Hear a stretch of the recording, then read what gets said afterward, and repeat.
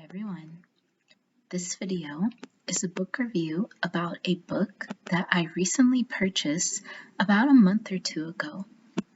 And the title of this book is Hoodoo Medicine, Gullah Herbal Remedies, and it was written by Faith Mitchell. Now, the reason I selected this book and decided to review it was because, number one, when I first saw it at my job, I was like, I need that book. Secondly, because I'm still learning more about herbs, but I also want to learn more about herbs in relation to the occult. And the third reason is I recently found out that October is Hoodoo Heritage Month, and I didn't know that was, a celebration. So I'm pretty excited to learn more about Hoodoo. I don't have that much knowledge on Hoodoo, and I also don't have that much knowledge on the Gullah people, but I plan on doing more videos in the future on those two subject matters, so I'll be sure to research them thoroughly. I was drawn to this book mainly because of the cover and the title. The cover is an art piece by an artist named Jonathan Green, and it is called Quiet Time.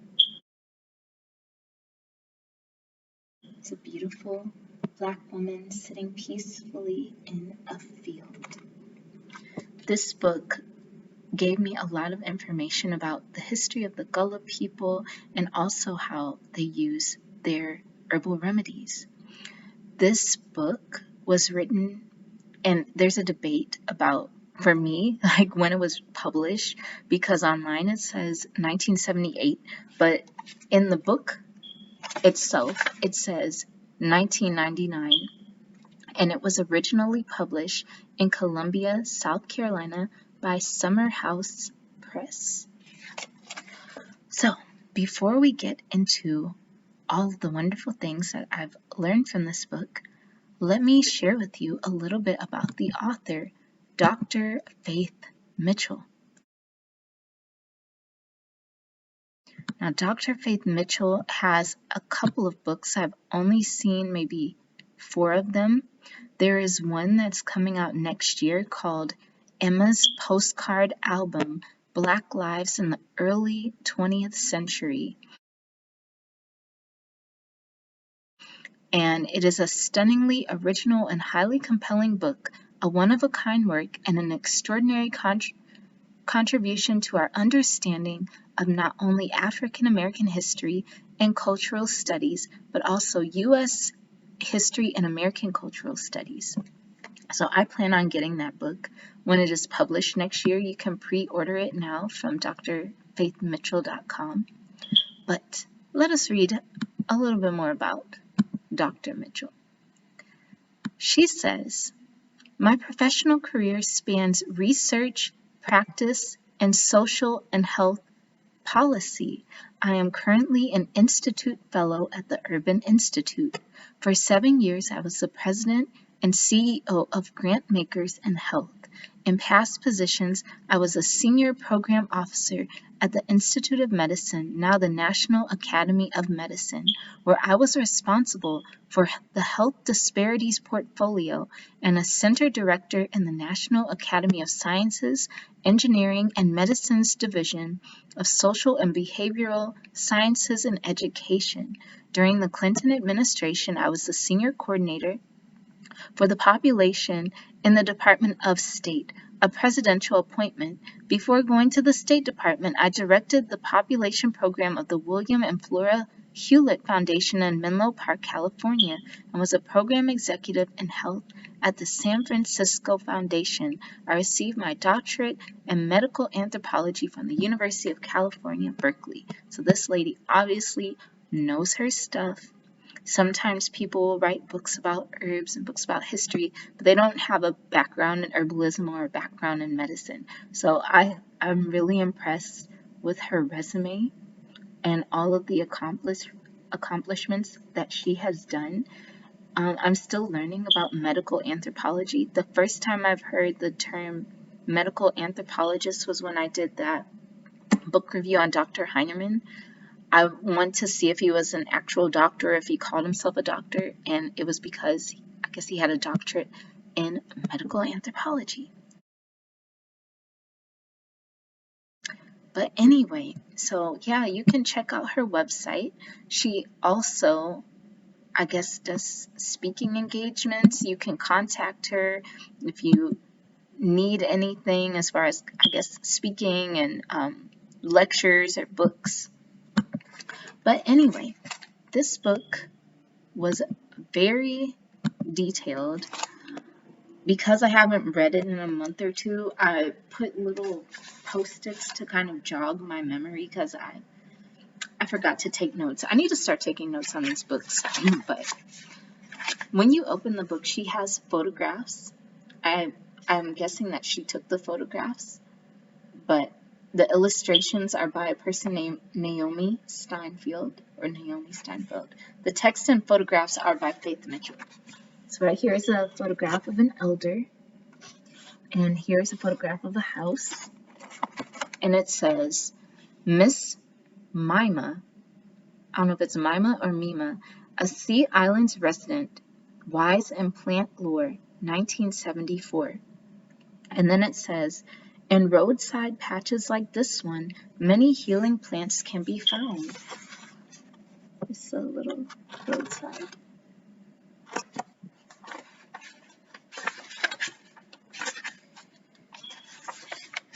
Boats at low tide on Wadmalaw Island, 1974, and an old cauldron that was being used. It's kind of hard to see these photographs because it looks like the pictures are kind of faded, but this is what it looks like. So here is the preface that she wrote in 1998. She says, the Sea Islands, although rapidly changing, remain a unique and beautiful center of Afro-American culture.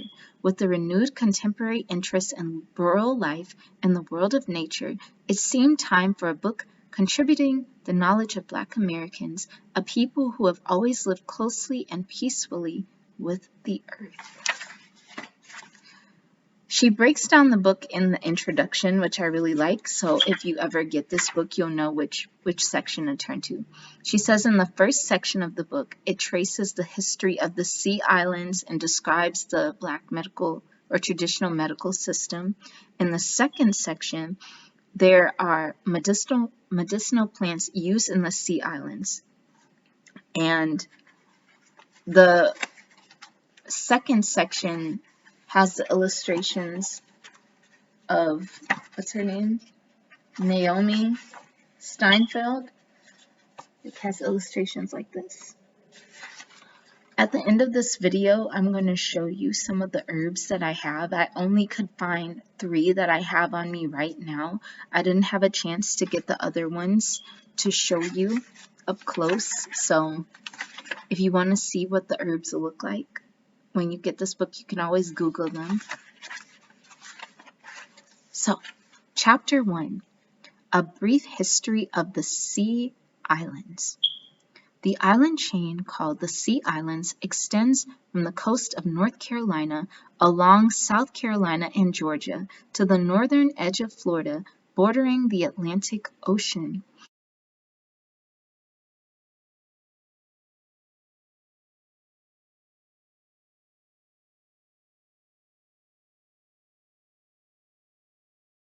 The islands are lush and low-lying. They are separated from each other and the mainland by hundreds of creeks, marshes, and rivers.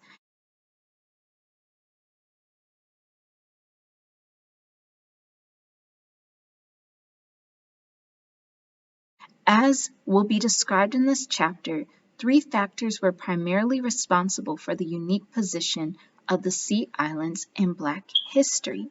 So the first thing that she mentions is the predominance of Blacks in the population. It says South Carolina led the other slave states in the percentage of slaves in the population, and within the state, the largest number of slaves resided in the Sea Islands. The second was the isolation of the islands, which until 1930 were only accessible by boats. The third was the ongoing importation into South Carolina of slaves brought directly from Africa. The legislation passed in the early part of the 18th century placed lower duties on slaves imported directly from Africa than those brought to South Carolina from other states or elsewhere in the New World. I think what really stands out to me is the isolation of the island. It actually reminded me, I had a flashback of Hawaii when I stayed there just for 2 months. How Hawaii at a certain time was isolated. But because it was isolated for so long, you can still feel the indigenous energy there. It was almost like its own energetic field around the island. I had to be careful what I said on the island because every time I said I wanted something or I wished for something, the wish would come true. It wouldn't take a week. It would be like hours. It would be a day. It'd be like 2 days. It would just come true. Because it had been so isolated, it, I guess, increased in its own power. And I think the same thing happened for the sea islands. Me, I'm not geographically savvy. When when people were mentioning like the Gullah people, the sea islands, I honestly did not know like which part of the US they were talking about for real. I haven't been to these other parts of the United States, so I'm still learning. I need to start traveling so I can see it with my own physical eyes. She also talks about how Africans came to the islands. It says, okay, the southeastern United States was originally the home of dozens of Indian nations that were culturally part of the Mississippian civilization. The descendants of these tribes would later be known as Choctaws, Chickasaws, Cherokees, Creeks, and Natchez. The first Africans came to these Indian lands in 1526 as members of a Spanish expedition that was exploring the coast north of Florida. It would be another 150 years before Europeans and Africans settled permanently on what is now the South Carolina coast. She talks about the first black settlers who were named John Sr., Elizabeth, and John Jr., and they were an enslaved family from Bermuda who arrived in the colony in September 1670.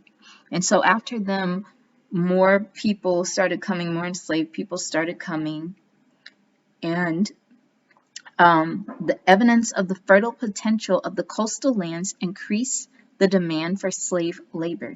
By 1710, blacks slightly outnumbered whites in the Carolina colony with 4,100 slaves to 4,080 whites. By the 1790 census, slaves were 72% of the population in the coastal counties of Georgia, Charleston, Beaufort, where there was a population of 78,000 slaves to 29,860 whites. Look, this part I had to stop reading for a little bit because never mind, I don't even know what to say. Let me calculate something.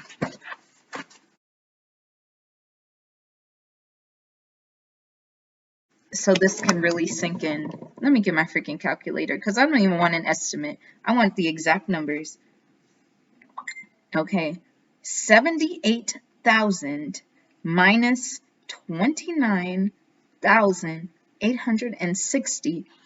That is 48,140 more bodies that could have collaborated and rescued themselves out of enslavement. I don't know how, never mind.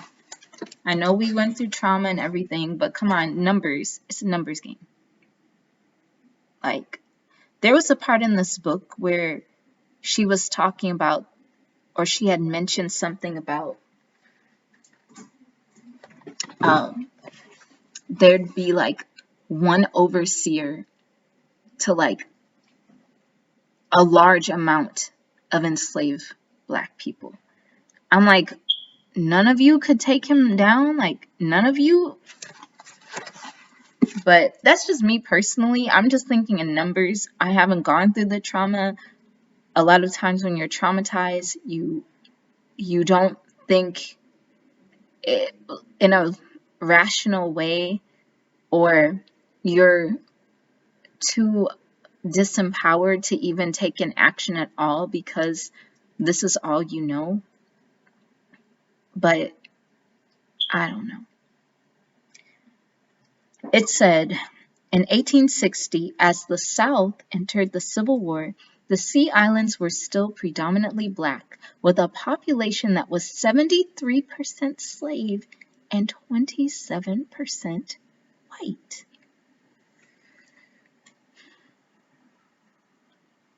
Okay. So another part of chapter 1 that stands out that I marked was, another source of information about the African origins of the Gullah people is the Gullah dialect itself. Lorenzo Turner's groundbreaking research in the 30s found words in the Gullah vocabulary from the following languages of African Atlantic coast: Wolof, Malinke, Mandinka, Bambara, Fula, Mende, Vai, I think it's Vai, V-A-I, Tree, even though it's T-W-I, I think it's pronounced Tree, Fonte, Ga, Ewe, no, E-W-E, Ewe, Fon, Yoruba, Bini, Hausa, Igbo, Ibibo, Efik, Congo, Umbundu, and Kimbundu. I apologize if I butchered any of the names of these tribes or these groups of people. Then she talks about how people of African descent used the skills that they had used in Africa to make the Sea Islands more, I guess, fertile, produce more crop. She says rice culture involves specific techniques for planting, growing, and harvesting the grain, with carefully timed cycles of flooding and drying the fields. The English who settled Carolina knew none of these techniques in the late 1690s, when they made their first tentative efforts at cultivation. However, blacks from the west coast of Africa, where rice is widely cultivated, were familiar with the necessary processes. References can be found in notices of slave sales and even in the records of the Amistad trial to African knowledge of rice cultivation. In Carolina, the slaves handled rice in traditional African ways, singing in unison as they moved through the fields in rows, winnowing the grain with wide, flat hand-woven baskets, and separating the grain from the husk with wooden mortars and pestles. You know, that part reminded me of something that I have in a book that I have to review about green tea. But in this book that I recently read a few months ago about green tea, the authors mentioned that, I guess it was Europeans, when they went to find out how the green tea was cultivated, they couldn't cultivate it themselves. They didn't know how. So they actually sent someone to disguise themselves as a Chinese man or a Japanese man. I don't know which one it was, a Chinese man or an Asian man, to learn how green tea was cultivated. So they went completely in disguise in order to gather information. I'm like, dang. That's what that kind of reminds me of. You don't know how to do something, so you put somebody else and they do all the hard work, and then you just, rinse and repeat, basically. Okay. In the 1740s, indigo, prized for the natural blue colors obtained from its leaflets and branches, was introduced to Carolina plantations, followed in the 1790s by the premium cotton known as Sea Island cotton. Another thing about rice is I've read somewhere that during the Middle Passage, African women would braid either rice or herbs into their hair. I believe because they knew they weren't coming back to where they had just been taken from. So they were probably taking their medicine and food, depending on wherever they ended up. But I thought that was very, very clever of them. Very unfortunate, but also very clever. Then, this part stood out to me. It says, while cultivation was the main activity on the plantation, enslaved Black people had many other jobs as well. There was woodwork of various kinds, including chopping and sawing timber, splitting fence rails, slicing shingles, and shaping and pitching barrels. There was also blacksmithing and ironworking. Fish teemed in the streams of the low country, and some slaves knew how to poison them, using a mixture of quicklime and plant extracts that was added to the water. The practice was technically a misdemeanor, but it continued nonetheless. Drawing on the West African familiarity with crocodiles, there were also slaves who knew how to handle these creatures, which terrified the whites. The slaves also mastered the manufacture of dugout canoes from cypress logs. Before bridges and roads were well established, these boats were the primary means of navigating the coastal marshes. You know what else? I keep having flashbacks of these books that I've been reading. But this whole little paragraph about the cultivation of rice and all of these different techniques they use, doesn't it remind you of when I was doing a book review on Benjamin Banneker's family? It was basically a racially mixed family, and I don't know if it's his father or his grandfather, Banneker, was using techniques that he had learned in Africa in order to produce more crops. I just think that's so cool that with the terrible situation that they were in, they still found a way to sustain themselves in this crazy new world. That they still were preserving the techniques they had learned from home and trying to pass it down to generations. Now that there's younger people, most of the tradition has died out unless you really research or you probably go back to the origin of the techniques, or you find somebody that's elderly that's still using these techniques to this day, or have a scholar research it or a historian and try to replicate it. There was a man recently that was replicating African farming techniques in the United States. He had learned it in Africa and he brought it over to the US for his farming. I thought that was pretty cool. Anyway, another thing that stood out to me was when she wrote, "One way in which Africans maintain their linguistic heritage while integrating it with English speech was in the names that they use." And she lists some of the names that they used, names like Alahe, Biniki, Matilla, Sambo, Satira, Sibi, Tehu. And she also states that Turner, I guess the historian, collected words which were widely used in the South that were basically similar to ones used in Africa. So one word is bene or sesame, and that's Wolof. Senegal and Gambia and Bambara, Mali, the sesame. And then there's bitty bitty, a small bird, a small chicken, and its origins from the Congo, which means a bird. There's juju, magic, evil spirit, and Hausa, a fetish and evil spirit. Voodoo, witchcraft or sorcery, and that comes from several different tribes. Yeah. So the next section, chapter 2, talks about The Sources of Black Folk Medicine in Native America. And it says, the first doctors encountered by the colonials were Native American. To quote Vogel, so complete was the Aboriginals' knowledge of their native flora that Indian usage can be demonstrated for all but a bare half dozen at most of our indigenous vegetable drugs.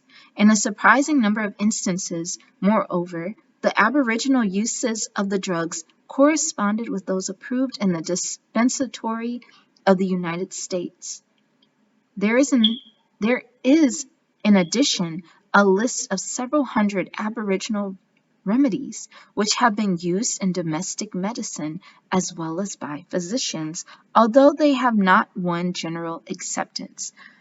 One thing that stood out to me on this first page of chapter 2 was it said, those colonials who lived close to Native Americans respected their medical expertise and attempted to acquire some of this vast botanical knowledge. Steal. I mean, she being polite. She's saying acquire. I say steal.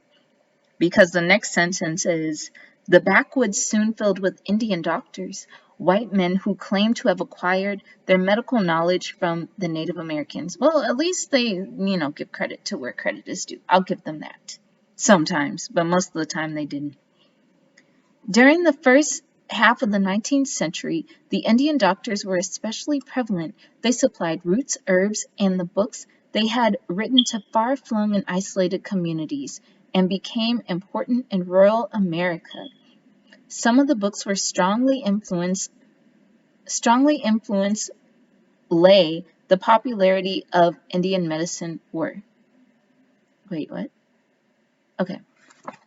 But when it was talking about Indian doctors, I had another flash in my mind. The first was, there was a nurse. Okay, I'm trying to get my facts straight, but the woman that created Essiac tea, there was something in that whole story. I heard Ojibwa.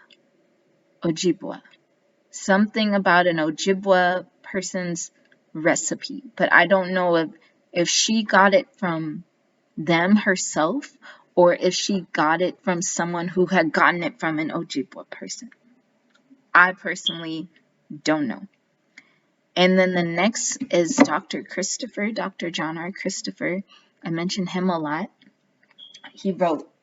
He still has his college, School of Natural Healing. His children or descendants run it. It's online now, but you can still go through there and get certification. But in some of his lectures, he mentioned a couple of times talking to Indigenous Americans and getting recipes from them or discussing with them about the uses of herbs and various things. Now with him, Dr. Christopher was a Mormon. He was very religious, very intuitive. He basically got his recipes not only from the indigenous people, but he also got it through like prayer or like the voice of God telling him the recipe. So I think when it comes to herbal medicine, a lot of people nowadays are like, they're trying to just focus on the scientific part of the herbal medicine without utilizing the spiritual component of herbal medicine as well. But that's mentioned in this book as well. And she also gives an example in here, a side-by-side example of ailments, Native American remedies, and Euro-American remedies to show how similar the recipes were to each other. It said by the mid-19th century that medicine of the average white American contained elements of both Native and European medical practices. It should be kept in mind that the medical knowledge that the colonials brought from Europe was no more scientific or advanced than Native American medicine. Aside from their own prejudices, the settlers would not have had any valid reasons for rejecting Native American medicine. in the isolated, harsh circumstances in which most settlers found themselves. Moreover, there was no room to pick and choose. Exactly. You can't pick and choose. You're on my turf. If you don't listen, you're going to die. If you don't let me show you how to fertilize the soil by planting a fish in the ground, you're going to be starving this winter. Because this is my land. I grew the food here. I've been living here for thousands and thousands of years. I know it like the back of my hand. You're just my new next door neighbor. You don't know jack squat, so you better listen to me if you want to survive another winter. At least that's how I would feel. Me, personally, I wouldn't give them no recipes. But that's just me. You know, because hindsight is 20/20. And, like, I'm sure they were doing out of the kindness of their heart. Like, you see somebody like, oh, my God, I got to help them, you know? Like, they're starving. Like, they're emaciated. They don't know what to do. They don't even know how to plant this stuff. I got to help them. Just having the humanity in you. But it says, following are some illustrations of Native American and Euro-American folk remedies for common ailments. The Euro-American medicine is the type that would be found in the typical 19th century home medical manual. Bear in mind that these were by no means the only remedies for these complaints. So for asthma, Native Americans use either mullein or Jimson weed, according to this book. Euro-American remedies, licorice root with mullein leaves, horehound and lungwort for coughs. Native American, wild cherry bark, Seneca, snake root. Euro-American remedies, cherry bark with life everlasting, spikenard root, horehound, elecampane, licorice, and honey. And when I was reading this, I was just like, you know what, they're adding a lot. They're kind of almost overcomplicating things on the Euro-American side. And I noticed with like the native side, it was just like this, the end. And I thought this until, you know, the author also brought it up. One fact becomes immediately apparent. Whereas Native American remedies were composed mostly of one plant, Euro-American folk medicine was characterized by its combination of numerous ingredients into one medicine. Here, just a few examples are given, but the truth of this comparison is borne out by continued investigation. Euro-American adaptation to American ecology is shown in the use of such indigenous plants, such as life everlasting, you know, also known as helichrysum, or immortelle if you're in France, blackberry, pokeroot, and wild cherry bark. Native American medicine surely influenced Afro-American folk medicine as well, especially in the Southeast where the greatest contact occurred between the two races. Now, with this book, I feel like even like saying that section might make sense, because you know there are people like, we are the real Hebrews. We were the first here. So I'm just reading. I don't have no opinion on it. That's just what the book says. So if it makes you upset, I do apologize. But I didn't write it. I'm sorry that you feel that way. So the following chart shows how Native Americans and Afro-Americans have used certain roots and herbs similarly. Why did I say similarly? Similarly, indicating an Afro-American adaptation of Native American folk medicinal or medical treatments. So the herb, blackberry, Native American use, stomach pains, diarrhea, dysentery. Afro-American use, stomach pains, diarrhea, dysentery. Life everlasting or helichrysum, Native American use, swollen glands, Afro-American use, cramps, fever, and toothache. Another thing that I wanted to add, when she mentioned the how the European or the Euro-American remedies would have all of these different herbs in it, whereas the natives would have just one herb. It almost reminds me of allopathic medicine and the pharmaceutical industry, like you're just going to extract the active ingredient in something. and then create an entire formula around that active ingredient instead of just using the plant as is. Now, some plants are too poisonous to consume, so sometimes you do have to extract from them. But a lot of these pharmaceutical companies are just extracting the ingredients. Like, I remember almost a decade ago, I was watching either Channel 30 or 2020, I don't remember, but they were talking about some type of plant in the Amazon that could make a woman fertile again. If she had completed menopause, this plant could reverse the menopause and make her fertile again. So instead of using the actual plant, they decided to just extract the active ingredient from the plant. And you never heard about this medicine again, like ever. I never heard anything about this again. So they must have done it successfully and kept it for themselves. But yeah. Chapter 3, which is pretty interesting, is sources of Black folk medicine on the plantation. Okay.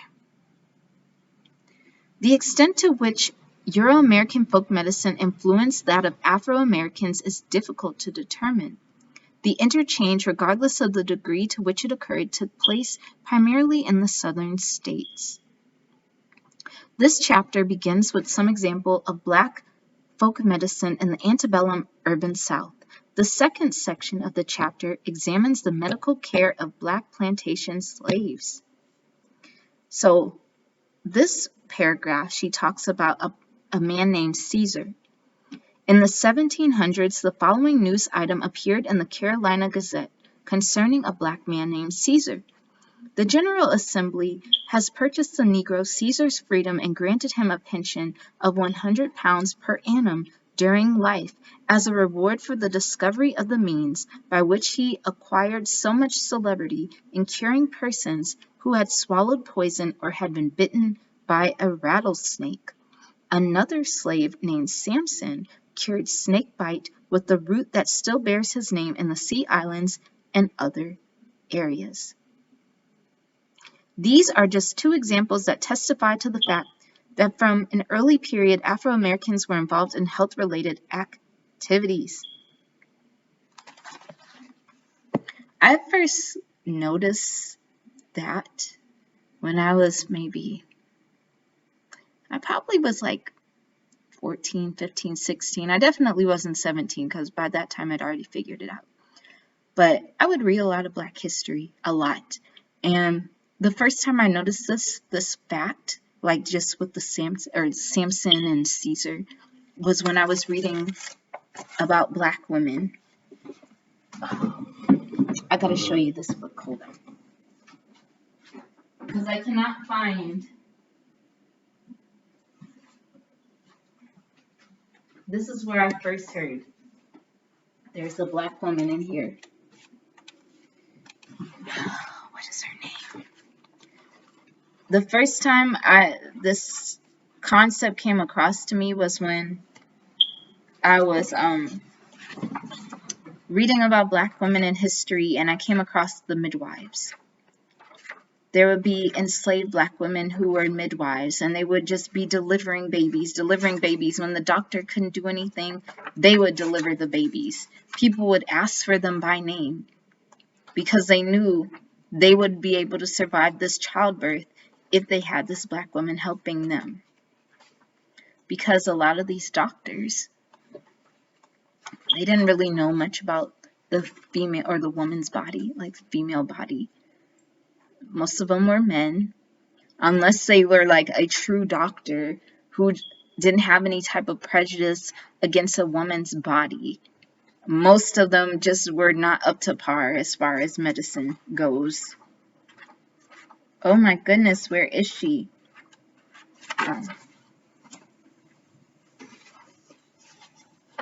There was somebody in here. Before the latter part of the 19th century, and her name is Mary Eliza Mahoney, first Black graduate nurse, 1845 to 1926. Before the latter part of the 19th century, many American nurses were untrained. Since doctors were not available, these women delivered babies and provided folk remedies for illnesses. In the North and South, many of these nurses were Black. African American women have long been nurses and midwives in the United States, yet when nursing schools started opening in the Civil War, or after the Civil War, Black women were usually not allowed to attend them. So this woman, she was the oldest daughter in a family of 25. She acted as the midwife at the births of her younger brothers and sisters. Yeah. So we were there. Whenever a person was sick, they didn't call just for the doctor. They called for somebody on the plantation. They knew the herbs. They knew that they could be saved. And it's still happening to this day. You have somebody get sick in the United States. Are they going to somebody in the U.S.? No. Usually they're leaving the country. They're going to some small village somewhere because they know they're going to get cured. They know that they're going to get healed. They know that Western medicine has not caught up with the power of herbalism as the rest of the world has, because the rest of the world is using herbalism primarily because they do not have access to the type of medicine we have, depending on like which country it is. If they're a developing country. Anyway, so it says, it is evident then that the Okay, so this involvement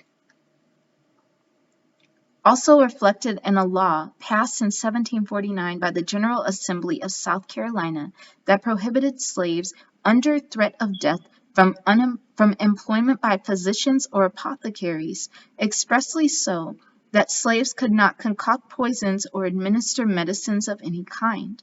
A slave could also be whipped up to 50 strokes for administering any medicine or pretended medicine to any other slave except under the supervision of a white person. Writing from Charleston in 1750 to Charles Alston, who had been his teacher, Alexander Garden stated that in fact, physicians frequently use the diagnosis of poisoning to cover their ignorance of the real cause of illness. It is evident then that the 1749 Act was a product of ignorance compounded with fear and suspicion. You know how many people, especially Black women, I meet every day where the doctor's like, you're just fine. You're fine. There's nothing wrong with you, when there's definitely something wrong with them. And sometimes the doctor knows that something's wrong with them and they're just waiting for them to die. Other times the doctor just doesn't want to admit that they went to school all of these years and they don't know what to do. So they just were like, oh, you're fine. First time I saw something like that was when I read this book about this man that had healing powers. I read this book a couple of years ago, and the author was the man's student. And the man could heal people of cancer just by touching them. I guess he would use Reiki, but he wasn't religious. So people found out that he was curing people, like healing and doing all these different things. And a doctor said, if this method works, because the doctor saw it work, then what is the point of my degree? What part do I have? Utter selfishness. Your concern should be the overall health and well-being of the patient, but instead, your ego gets in the way of your medicine. And that's probably why these doctors of that time, and still doctors to this day, are not being shown or expressing within themselves the innate creativity that could be given to them if they weren't so racist, or if they weren't so sexist, or if they weren't so wicked and egotistical.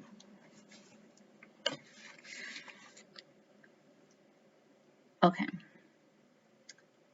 Fanny Kimball's description of a hospital on a typical Georgia rice and cotton plantation is summarized by Kenneth Stamp. The floors were merely the hard, damp earth itself. Most of the windows were unglazed. the rooms were dirty and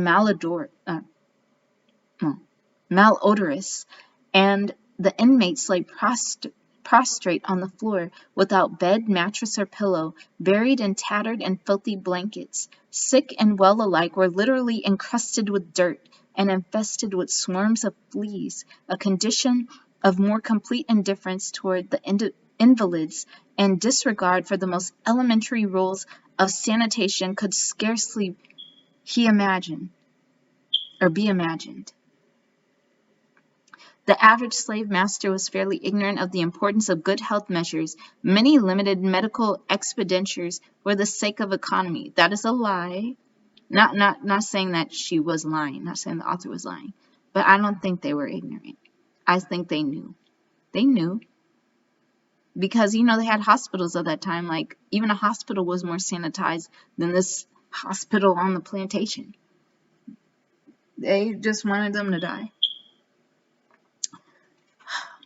Unfortunately, the state of antebellum medical science made it uncertain that even the most conscientious master would invariably prescribe better remedies than the slave healer. Diseased slaves who received remedies could have counted themselves fortunate if the remedies did not retard recovery or hasten death. And this was from Kenneth Stamp. So we're going to just skip that section because I'm getting mad. Okay. The traditional Black medical system, Chapter 4. Throughout the New World, Black folk medicine divides illnesses and their treatment into 3 categories, the particular category being determined by the cause of illness.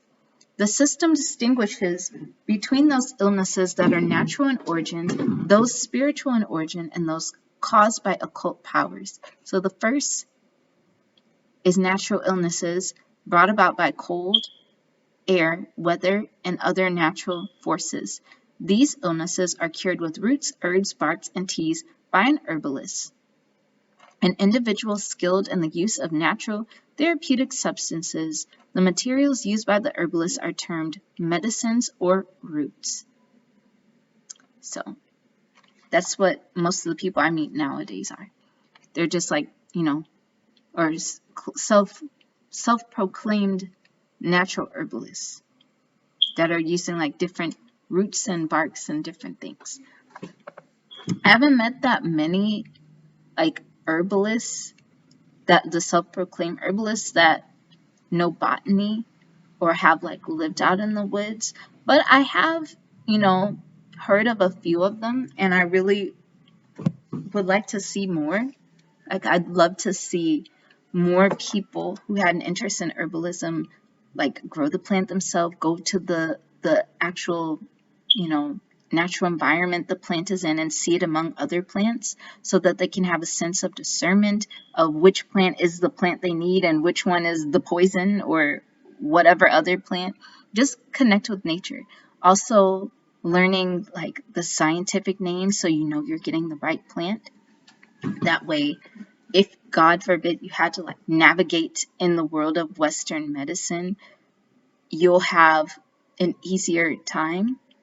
You could even study, pharmacognosy? Are they still doing that anymore? It's like pharmaceutical terms, like see what is the active ingredient, which plant does that active ingredient come from? Just, empower yourself with more knowledge so that you can be a better herbalist. I just bought a book on pharmaceuticals so I can compare and see. The next is occult illnesses, the technique by which supernatural forces or agents produce illness is called hoodoo, conjure, or juju. The individual suffering from a hoodoo-caused illness has been crossed or hexed. Several factors distinguish hex illnesses from those caused by natural sources. In hoodoo, the conjurer uses his or her own powers, as well as those vested in certain words, materials, objects, to produce illness in specific individuals. She goes into detail about that. Then the next is spiritual illness. What is that?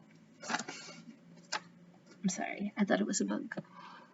Those illnesses caused by sin or the devil fall within the category of spiritual illness. Like the forces of the occult, spiritual sources can produce misfortune as well as physical illness.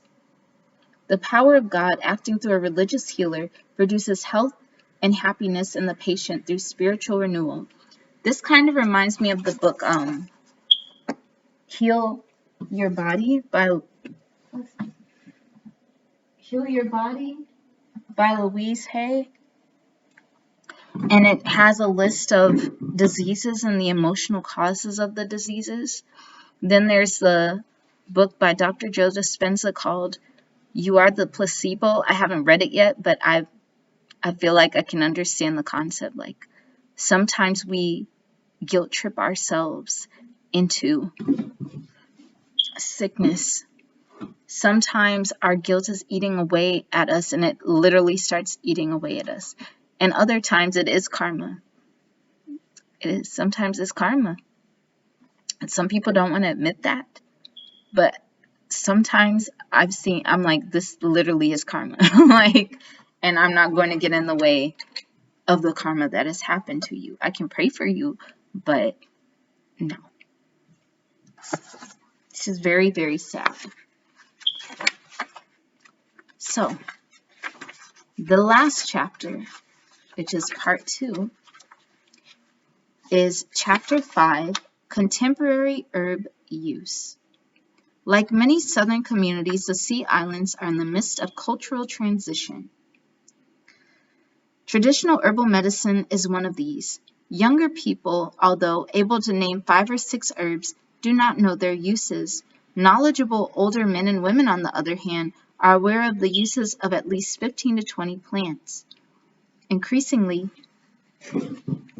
accessible orthodox medicine combined with growing urban influences have made herbal medicine seem old-fashioned and country. I've heard stories from like customers. There was one customer that said her grandmother had used like cow fat or pig fat when they were sick, or lard, and would cover their body with the fat whenever they got sick and it would heal them. Like just all sorts of different remedies you don't really read about anymore. My goal for next year especially is to find books that have folk remedies in them, especially books that are out of print, so I can gather as much information as I can. Kind of be like Dr. Heinemann, of course, because that's what he did. Maybe I could go into medical anthropology. That would be fun. That's a good idea. Maybe one day. Maybe one day. Okay, so general information on gathering the herbs. There's a certain season when it is best to pick a plant. The time of the gathering should coincide with the period when the medical properties of the plant are at their peak. The only time I've really read about this in any of my books was Dr. Christopher's book.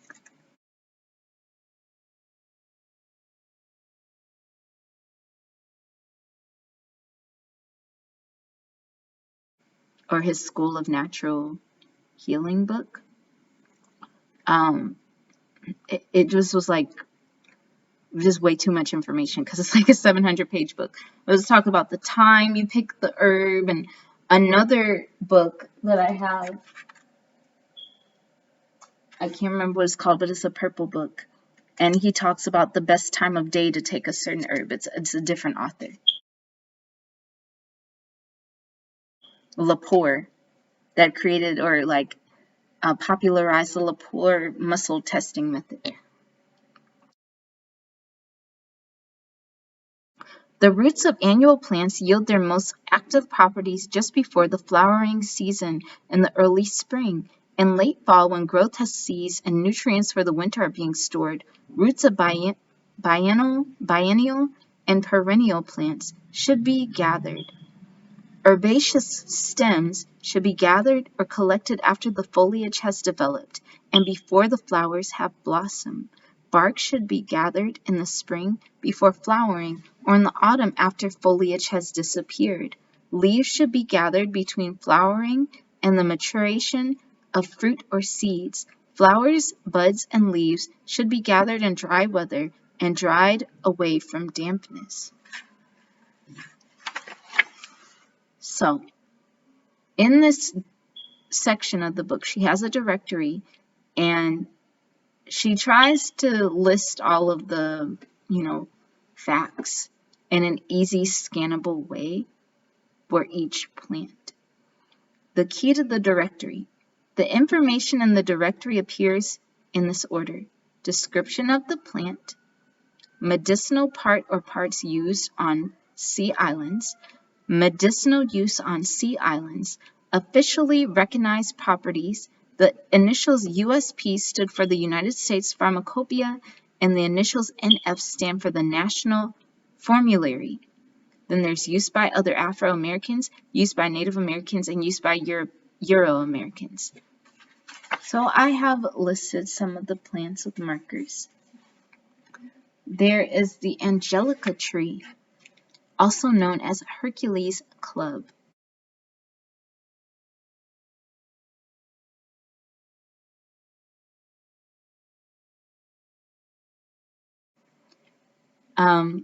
The parts used are the root and the bark. In South Carolina, this plant is the rattlesnake's master par excellence. According to the Negroes, they rely on it almost exclusively as a remedy for the bite of serpents. We are informed that they use the bark of the fresh root and substance taken internally, also applying it powdered to the wounded part. More than one plant was given the name rattlesnake's master. And for the Euro-American use, it was used for a stimulant for chronic rheumatism and cutaneous eruptions. Another plant is bloodroot.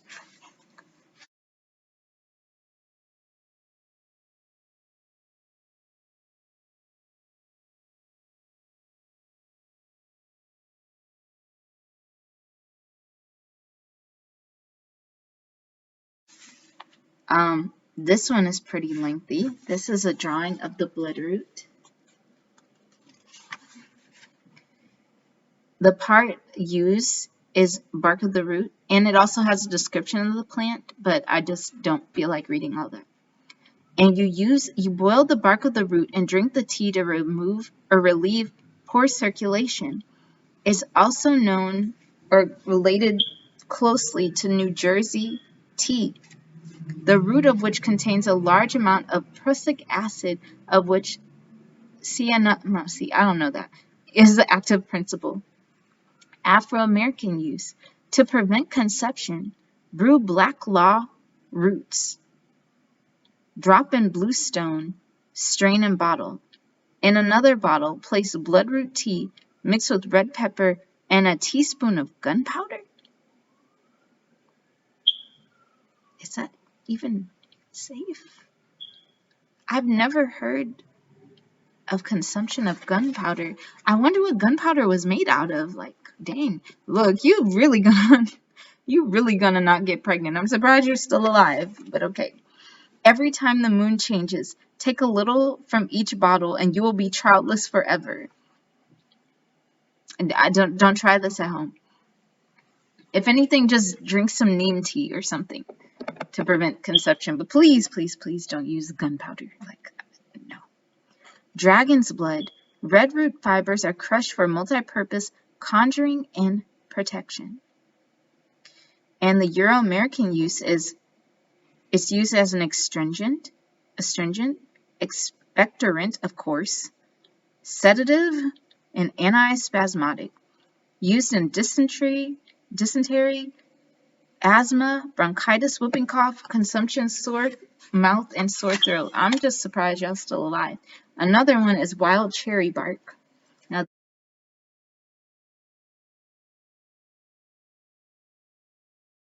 this one I've seen in a lot of elderberry syrups, ironically. I've seen it mostly used for children that have coughs. So the dried bark has been listed with USP continually since 1820. All parts of this plant yield hydrocyanic acid when steeped in water. The medical properties of the bark are destroyed in boiling, so the plant should soak only in warm water. And the bark is used to relieve arthritic pains. Afro-American use. You can make a tea from the bark. Taken cold will stop the menstrual flow almost at once.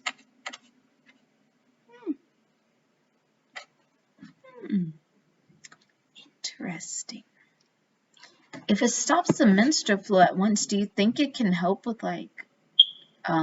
preventing miscarriage? Kind of like false unicorn? Syrup for the throat. Wild cherry bark, hickory bark, and horehound leaves. Boil down and add sugar to make syrup. Native American use. Syrup for colds, pains of childbirth, pains and soreness and chest diarrhea. Poultice for wounds and sores. To make an eye wash, soak bark in water. It's a tonic for blood in Georgia. The Euro-Americans use it as a blood purifier for coughs and colds. They combined it with bloodroot, brandy water, and molasses for bilious complaints. This is wild black cherry bark.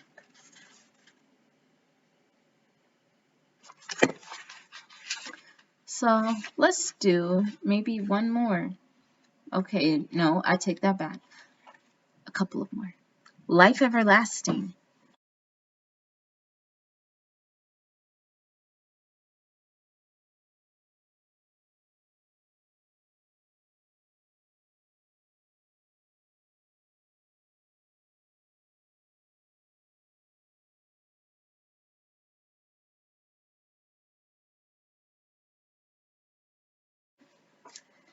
This one is helichrysum. I love helichrysum. I had to show you a little video after this of me showing you helichrysum.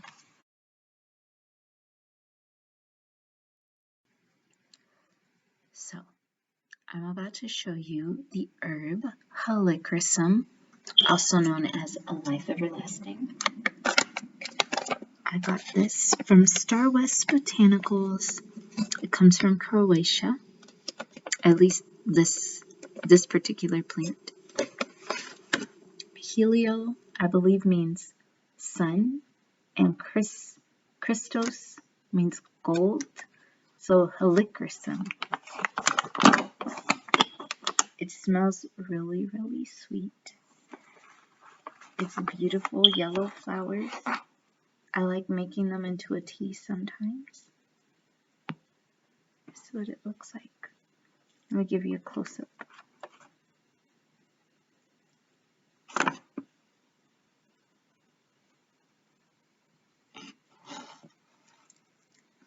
The essential oil is pretty pricey. It's used for the wounded healer, and the essential oil also smells sweet as well. You just need a drop or two. You don't need that much. But I really like helichrysum. I'm going to start drinking it on a more frequent basis. It's used for cramps. It makes the menstrual period come more easily. You can soak your feet in the bath of it for foot pain. You can combine it with Rignum and brew it in a tea for a fever. For the African American use, it's to relieve a toothache. You smoke dried and crumbled life everlasting leaves, and to prolong life and for a charm against illness, drink the tea. Native Americans used it. They mixed it with lard and applied it as a poultice to swollen glands associated with the mumps. Until the coming of the European, however, mumps did not exist among Native Americans. The leaves and flowers were also chewed for quinsy. And the Euro-American use is for bruises, tumors, fever, influenza, ulcerations of the mouth, pulmonary and bronchial complaints, and bowel disorders.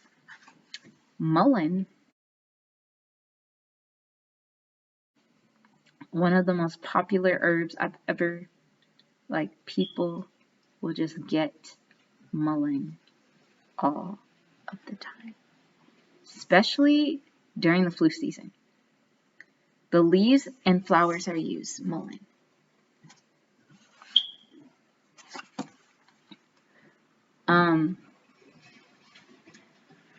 In South Carolina, it's used for backache, kidney diseases. In Native American, it's for asthma, sore throat. Smoked for pulmonary diseases or disorders. Euro-American, coughs, catarrh, diarrhea. Now, from what I've read, mullein helps expel mucus from the lungs. That's what I've read. And a lot of people use it. A lot of people use it. A lot of people smoke it. I've either have had people say they're drinking it as a tea or people smoking it. But that's the only use. I've never seen anybody use it as a poultice.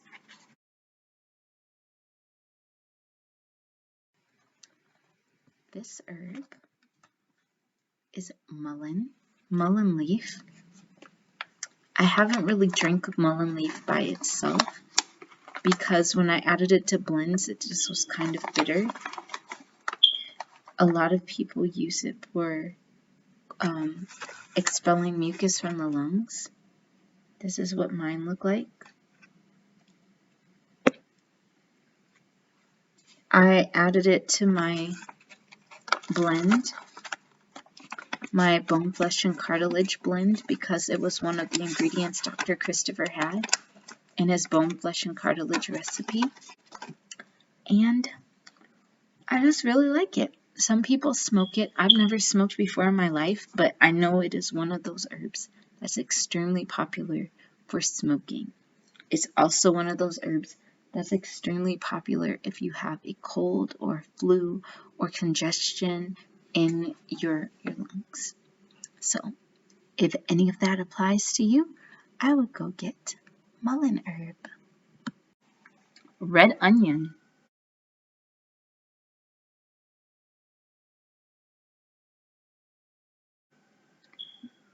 Ooh.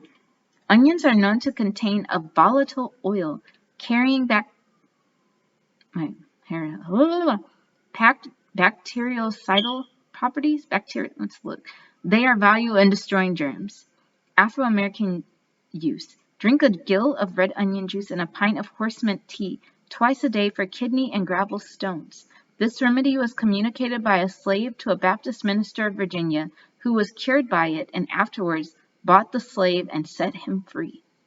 In South Carolina, a necklace of mashed onions was worn about the neck to prevent diphtheria. Native American use. Onions were chopped and made into a syrup and used as a poultice. Euro-American use. Roasted onion juice for croup. Georgia, to improve the kidneys, consume large amounts of onions, raw or cooked. The first time I've heard of onion being used medicinally was in college. I had a storyteller roommate. She liked to sing in opera. I really like her. She was very strange, and I just love her. I don't know what happened to her, but I really liked her. But she said that if I was ever sick, to cut an onion and leave it in the corner of the room, and it would draw all of the germs towards it. I've heard of people putting onions on their feet to draw out the infection. And then in one of Dr. Heinemann's book, there was a man that was 137 years old who would eat onion and garlic every day or very frequently. Last plant is pine tar.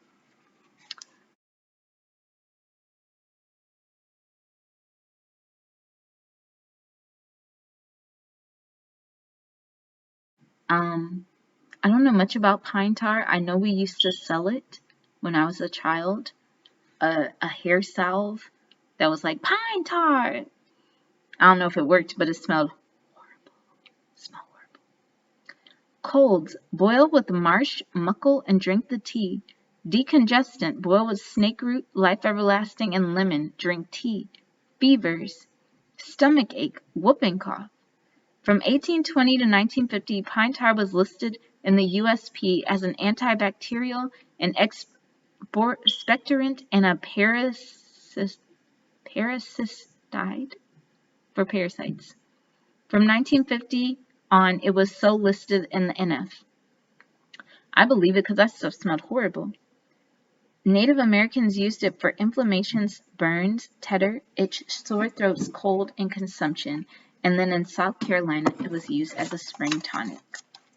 And the back of the book, she has plant cures used in the South. So if you ever want to look for like something, she lists the thing in the South. Aphrodisiac, common ironweed, cottonroot, horse nettle, arthritis, cherry bark. You have long life?